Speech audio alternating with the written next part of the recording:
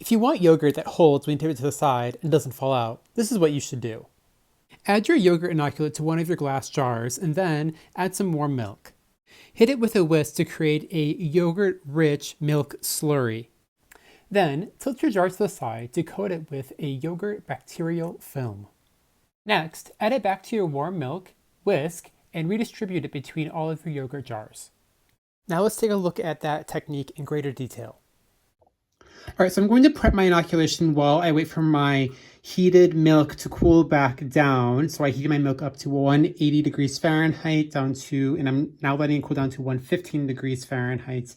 Check my full technique video if you're curious on how I make yogurt A to Z. And so now I'm going to prep my inoculation jar. And so what I'm going to do is I'm going to add 4 teaspoons, because I have 4 liters of milk. I have 4 teaspoons of my previous batch of yogurt, which equals 1 tablespoon plus 1 teaspoon. And I'm going to put this in the jar and I'm going to kind of swirl it around a little bit. And then when my milk hits temperature, so it's down to 115 degrees Fahrenheit, I will pour a little bit in here and I will shake the life out of this just to kind of break up that yogurt consistency, so that when I pour this back into my stock pot and I whisk, all of my microbes are getting really evenly distributed between everything. My thermometer is at about 120 when I put it into my yogurt. Keep in mind that your yogurt strain temperature preferences, that is the keyword preferences, is between 105 and 105 and 115 degrees Fahrenheit.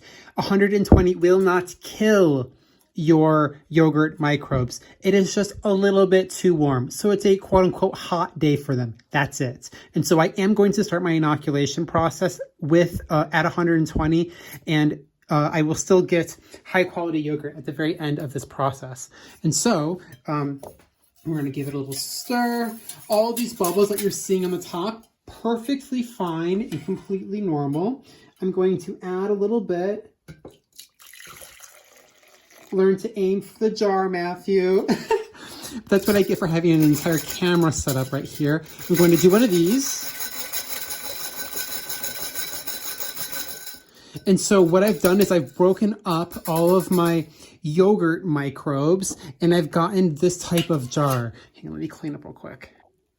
All right, so now I have my broken up yogurt culture plus my warm milk. Now, what I am going to do, which is a technique that I just kind of developed on my own with my microbiology background, is I am going to do one of these. I'm going to tip my jar and I'm going to let this warm milk, this warm inoculated milk, coat the sides of my jar. You know what? This is probably overkill. But because of my microbiology schooling, I do feel like I am giving my microbes a better chance because I've stuck them to the wall. I do have this like yogurt, quote unquote, milky yogurt film, and I'm sure that there are bacteria in there anyway. And so now that I have done that, I'm going to add this back in. And now because it's all liquid, this whole thing was liquid, my stirring will be really easy. I am going to stir it up a bit, but I am absolutely certain that I don't have any yogurt clumps in here, making my end yogurt microbe distribution less accurate when I'm going back into my fermentation vessels. All right, and if you know my channel, you know I am a huge fan of yogurt water baths.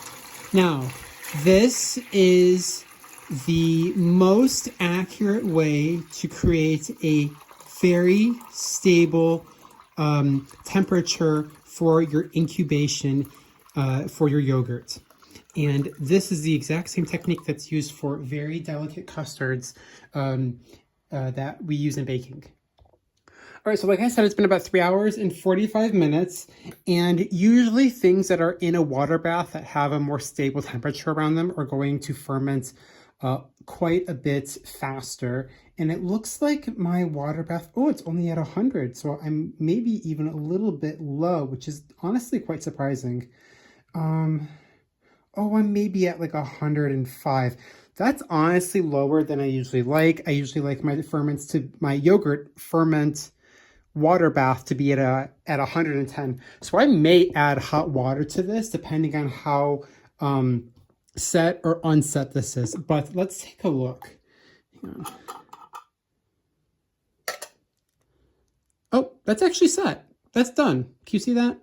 So I've only got the top cream layer sliding, which is perfect. And, this is the raw milk plus yogurt inoculate incubation. And so look at how well set that is. That is absolutely beautiful. This one's done, and it's been 3 hours and 45 minutes. So that probably means that my other ones in the water bath are also done. So good news there. So let's check on this one. Oh, also set. You can see that top cream layer sliding. Perfect consistency. And see, like the consistency that you just saw, that is like the reason why I'm such a big fan of doing a water bath for my yogurt, because it doesn't miss. It is great results every time. And oh my goodness, I don't want to disturb it. Look at that beautiful cream layer on top.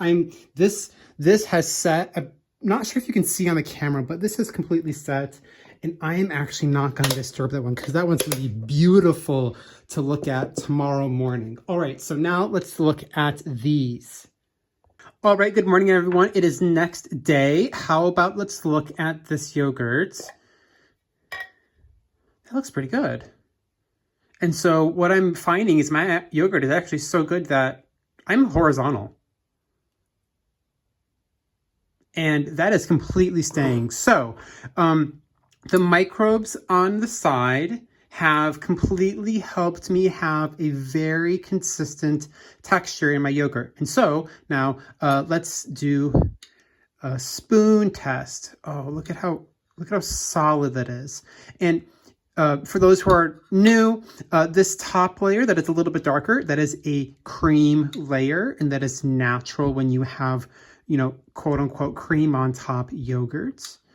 And this is, a firm texture that is holding. And if I were to do this in a wider basin, it would hold a lot smoother as well. And so here you can tell how well that's holding on the spoon.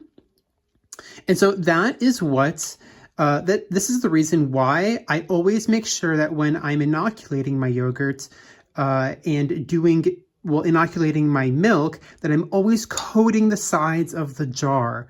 And this has always led to these beautiful, consistent results. So give it a try if this looks interesting to you, and I will see you in the next video.